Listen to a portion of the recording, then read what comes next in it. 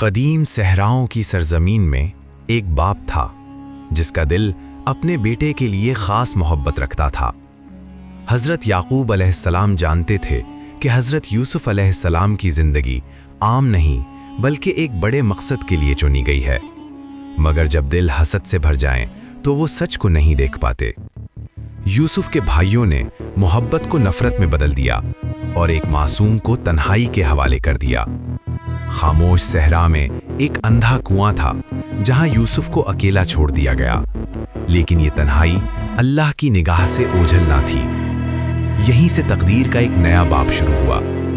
ایک گزرنے والا قافلہ یوسف کو مصر لے گیا، جہاں غلامی، آزمائش اور قید ان کا مقدر بنی، مگر قید کی دیواریں بھی ان کے ایمان کو قید نہ کر سکیں۔